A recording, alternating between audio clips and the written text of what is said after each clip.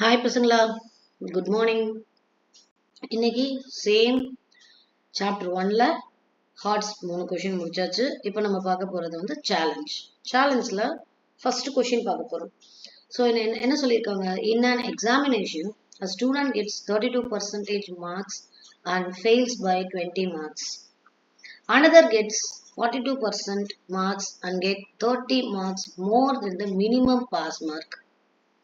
Find the maximum marks and the pass percentage of marks கேக்குறாங்க. So maximum மார்க்ஸும் pass பர்சன்டேஜும் கேட்குறாங்க. சரியா? So இப்போ நமக்கு அவங்க என்ன மார்க்ன்றது நமக்கு தெரியாது. அப்போ நம்ம என்ன பண்ணணும், let's assume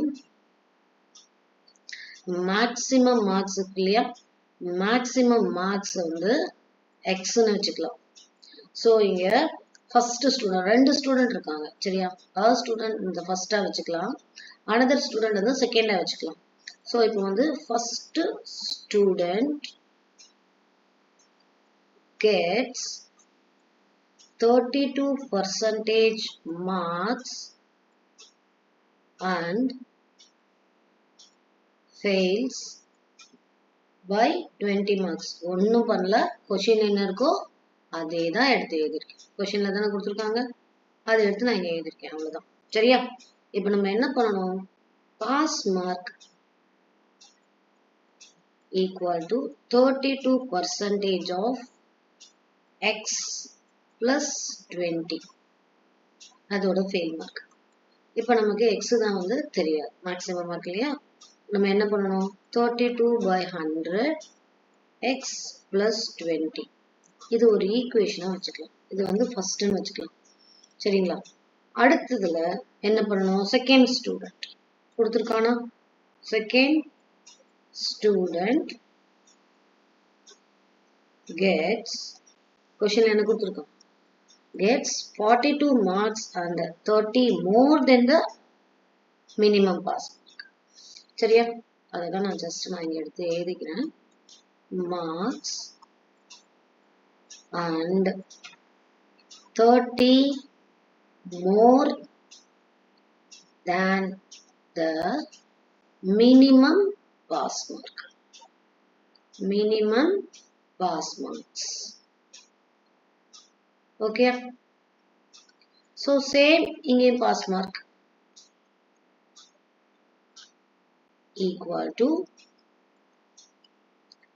42% of x minus 30. ஏன்னா 42% of marks and 30 more than சொல்லியிருக்கான். சரியா? ஸோ இதுல நம்ம வந்து சப்ராக்ட் பண்றோம்.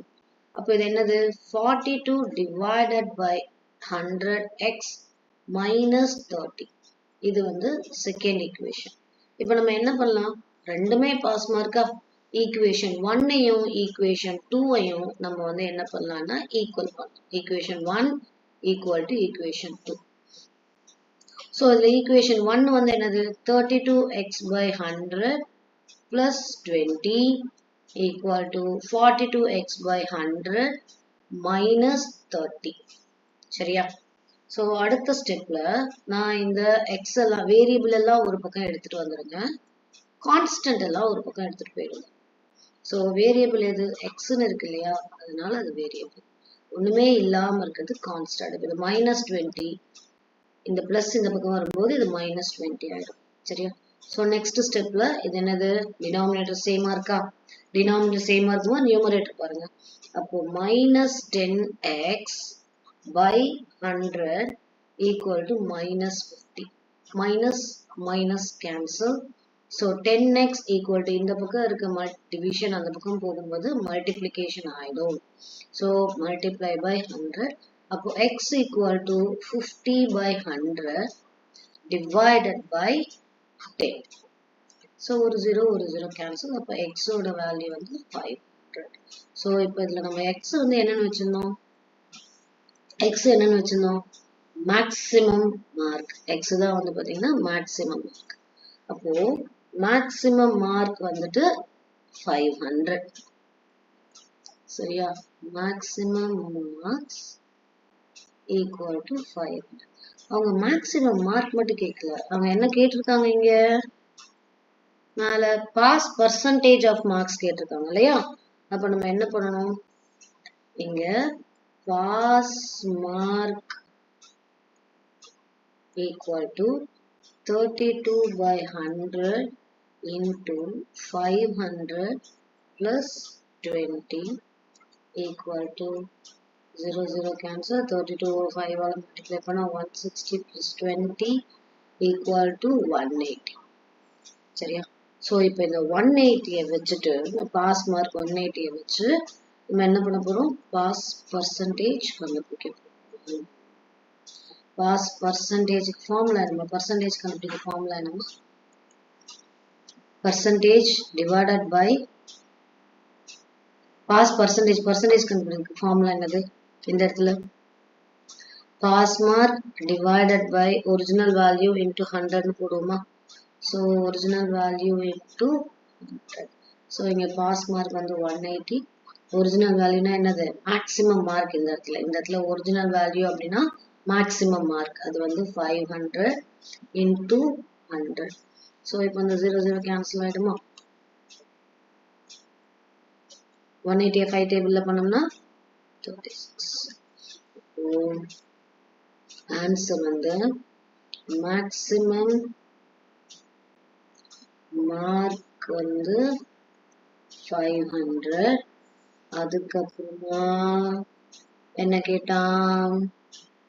Pass percentage of marks. So pass percentage of mark வந்து 36. So pass percentage of equal to 180, 36%. புரிஞ்சுதா பசங்களா? புரிஞ்சுதா? ஸோ இதுதான் நம்மளோட ஆன்சர். ஸோ இந்த சாப்டர்ல சேலஞ்ச் 1 முடிச்சிட்டோம். சேலஞ்ச் 2 and 3 இருக்கு. ஸோ சேம் கமெண்ட் பண்ணுங்க. இந்த வாட்டி நான் கமெண்ட் பாக்ஸ் அதை ஓப்பன் பண்ணி வைக்கிறேன். ஸோ பாதிச்சுட்டு எப்படி இருக்கு, அண்டர்ஸ்டாண்ட் பண்ணிட்டு எப்படி இருக்குன்னு சொல்லுங்க. Okay, thank you.